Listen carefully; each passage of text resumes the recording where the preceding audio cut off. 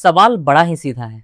अगर आप देश में हो रहे करप्शन के खिलाफ आवाज उठाते हैं, तो आखिर ऐसा कैसे हो जाता है कि इसके बदले में आपके सीने में गोली उतार दी जाती है? बिहार के एक युवा इंजीनियर के साथ ही कुछ ऐसा ही हुआ था, जिसने भ्रष्टाचार के खिलाफ आवाज तो उठाई थी, पर कुछ ही दिनों में उसकी आवाज को हमेशा हमेशा के लिए शांत कर दिया गया। 27 नवंबर 2003 रात के करीब 3:30 बज रहे थे, जब बिहार के गया में सर्किट हाउस के सामने एक साइकिल रिक्शा अचानक रुक जाता है।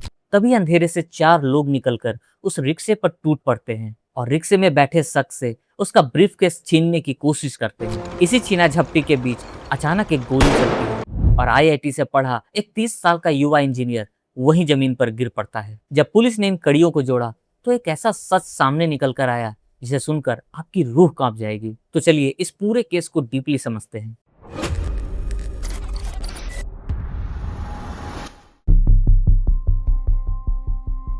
सत्येंद्र कुमार दुबे, इस कहानी का हीरो कोई बड़ा अमीर या कोई रईस घर का बेटा नहीं था। उनका जन्म बिहार के सिवान जिले के एक बेहद छोटे और साधारण गांव शाहपुर में हुआ था। एक ऐसा किसान का परिवार जहां 5 बेटियां और 2 बेटे थे। घर का खर्चा चलाने के लिए उनकी माँ एक लोकल शुगर मिल में क्लैरिकल जॉब करती थी। घर में ना कोई सुख सुविधा थी, ना ही ज्यादा पैसे। लेकिन सत्येंद्र एक अलग ही मिट्टी के बने हुए थे। उन्होंने अपनी कड़ी मेहनत के दम पर 10th और 12th दोनों में पूरे बिहार में टॉप किया था। उनकी यही काबिलियत उन्हें साल 1990 में देश के सबसे प्रतिष्ठित इंस्टीट्यूट आईआईटी कानपुर तक ले गई। वहां से 1994 में उन्होंने सिविल इंजीनियरिंग में बीटेक ऑनर्स कंप्लीट किया, लेकिन वो रुकने वालों में से नहीं थे। इसके बाद उन्होंने आईआईटी बीएचयू से अपनी एमटेक की पढ़ाई भी पूरी की। एक ऐसा ब्रिलियंट दिमाग जिसके पास विदेश जाने के लिए और लाखों कमाने के सारे रास्ते खुले थे, लेकिन उनकी किस्मत उन्हें कहीं और ही ले जाने वाली थी। यहाँ उन्हें झारखंड के कोडरमा जिले में प्रोजेक्ट डायरेक्टर का एक बेहद बड़ा और जिम्मेदार पद मिला।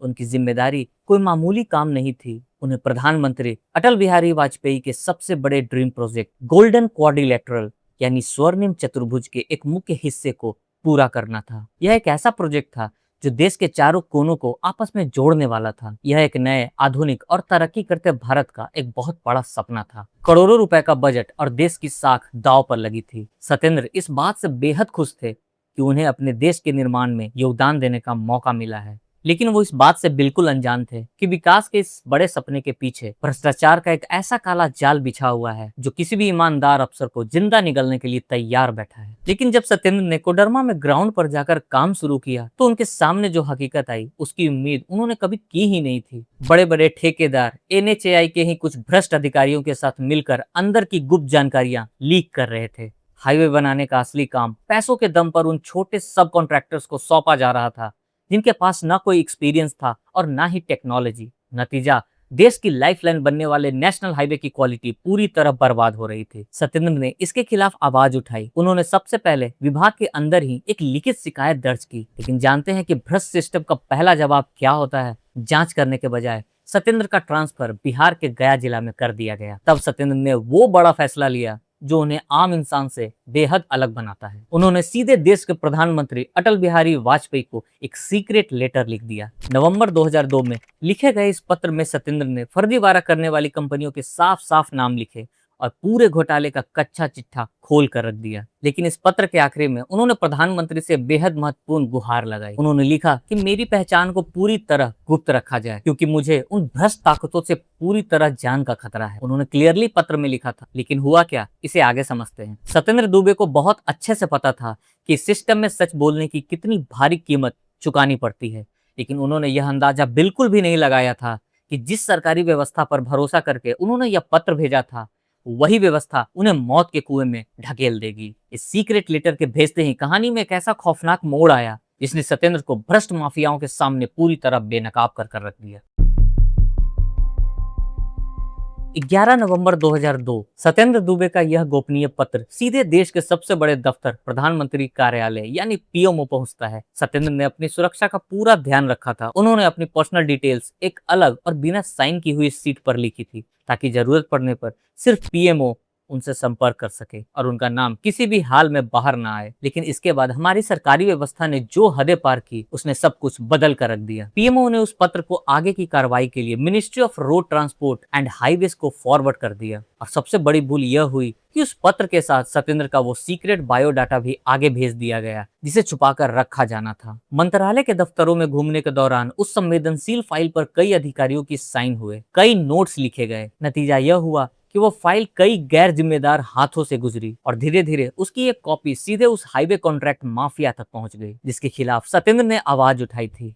हैरानी की बात देखिए, इसके बाद एनएचएआई के चेयरमैन ने भी इस पत्र का संज्ञान लिया, लेकिन उस जवाब में भ्रष्टाचार को रोकने के लिए कोई भी बात नहीं की गई, बल्कि सत्येंद्र को इस बात की फटकार लगाई गई कि उन्होंने चेन ऑफ कमांड को तोड़ते हुए आखिर उन्होंने कैसे सीधे देश के प्रधानमंत्री को पत्र लिख दिया। विभाग की तरफ से कोई जांच नहीं हुई, भ्रष्ट ठेकेदारों पर कोई एक्शन नहीं लिया गया, बल्कि इसके उलट एक ईमानदार इंजीनियर की पहचान को पूरी ब्यूरोक्रेसी और माफिया के सामने लाकर नंगा कर दिया गया। सत्येंद्र अब पूरी तरह अकेले पड़ चुके थे और उनकी मौत का डेथ वारंट इसी सरकारी दफ्तर से साइन हो चुका था। सत्येंद्र को धीरे धीरे इस बात का एहसास होने लगा था कि सिस्टम के अंदर कुछ बहुत गलत हो चुका है। दफ्तर के अंदर उन्हें बहुत ही अलग और अजीब तरीके से देखा जाने लग रहा था। अंदरूनी सूत्रों के मुताबिक हाईवे निर्माण में धांधली करने वाले रसूखदार माफियाओं तक उनका नाम, उनका पता और उनका वो सीक्रेट लेटर पूरी तरह पहुंच चुका था। सत्येंद्र के सिर पर अब हर वक्त मौत का खतरा मंडरा रहा था, उन्हें धमकियां मिल रही थी, लेकिन इसके बावजूद उस जांबाज इंजीनियर ने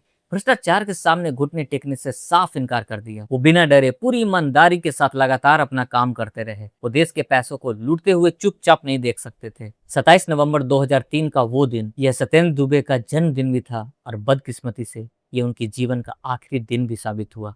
सत्येंद्र बनारस में अपने एक करीबी दोस्त की शादी में शामिल होने के बाद ट्रेन से बिहार के गया स्टेशन पर वापस लौट रहे होते। सुबह का वक्त हो चला था और स्टेशन के बाहर उन्होंने अपने फ्लैट तक जाने के लिए एक साइकिल रिक्शा किराए पर लिया। रात के करीब 3:30 बज रहे थे जब उनका रिक्शा गया के सर्किट हाउस के बिल्कुल सामने पहुंच गया। सड़क पर सन्नाटा था। तभी अचानक अंधेरे से 4 लोग निकल कर आए और उन्होंने सत्येंद्र का ब्रीफकेस छीनने की कोशिश की। सत्येंद्र एक कायर इंसान नहीं थे। उन्होंने अपनी पूरी ताकत से उन अपराधियों को रोकने की कोशिश की। इसी छीना झपटी के बीच मंटू कुमार नाम के एक अपराधी ने .315 कैलिबर का एक देसी कट्टा निकाला और सर्किट हाउस के ठीक सामने सत्येंद्र पर गोली चला दी। गोली लगते ही सत्येंद्र दुबे वहीं जमीन पर गिर गए और उनकी सांसें हमेशा के लिए थम गई। वो अपराधी उनका ब्रीफकेस, उनका पहचान पत्र और उनके जरूरी कागजात लेकर वहां से फरार हो गए, जिन्हें बाद में पुलिस ने पास के ही एक मैदान से बरामद किया।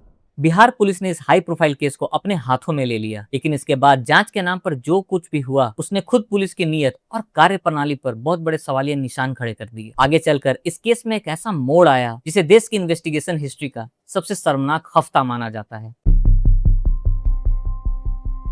सत्येंद्र दुबे की हत्या की खबर पूरे देश में जंगल की आग की तरफ फैल गई। देश का सबसे रिप्यूटेड इंस्टीट्यूट आईआईटी कानपुर के छात्र और पूर्व छात्र इंसाफ के लिए सड़कों पर उतर आए। देखते ही देखते पूरे देश के युवाओं और आम जनता में आक्रोश फूट पड़ा। नेशनल मीडिया ने इस केस को एक बड़ा राष्ट्रीय मुद्दा बना दिया, जिसके बाद सत्ता के गलियारों में हड़कंप मच गया और सरकार पर चौतरफा दबाव बढ़ने लगा। इसी भारी दबाव के चलते वारदात के महज कुछ ही दिनों बाद यानी 14 दिसंबर 2003 को इस हाई प्रोफाइल केस की जांच सूबे की पुलिस से छीनकर देश की सबसे बड़ी जांच एजेंसी यानी सीबीआई को सौंप दी गई। सीबीआई की एक स्पेशल टीम नई दिल्ली से सीधे बिहार के गया जिले में पहुंच गई। टीम ने घटनास्थल का बेहद बारीकी से मुआयना किया। उन्होंने चश्मदीदों के साथ साथ उस रिक्शा चालक से भी लंबी पूछताछ की जो वारदात की रात सत्येंद्र दुबे को लेकर जा रहा था। दिन रात कड़ियों से कड़ियों को जोड़ने के बाद आखिरकार जून 2004 में सीबीआई ने 4 प्रमुख आरोपियों को धर दबोचा। गिरफ्तार किए गए लोगों के नाम थे मंटू कुमार, उदय कुमार,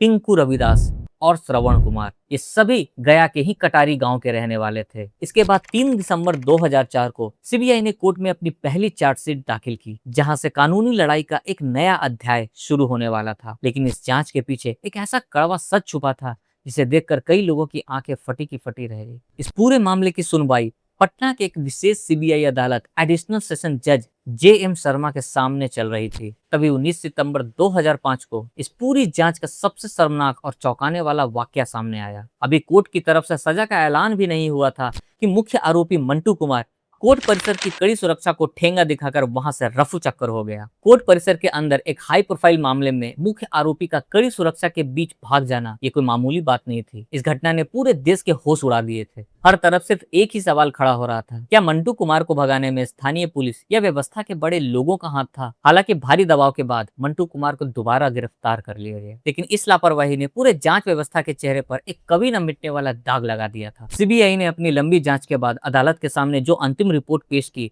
उसने सबको हैरान कर दिया। जांच एजेंसी ने इस पूरी वारदात को किसी राजनीतिक या माफिया साजिश के बजाय एक सामान्य लूटपाट और हत्या यानी हाईवे रॉबरी का मामला करार दिया। जांच एजेंसी का कहना था कि मंटू, उदय और पिंकू जैसे छोटे अपराधी रात के वक्त राहगीरों को लूटने की फिराक में घूम रहे थे। जब उन्होंने साइकिल रिक्शा पर जा रहे एक पैसेंजर को देखा तो उन्होंने उनकी ब्रीफकेस छीनने की कोशिश की।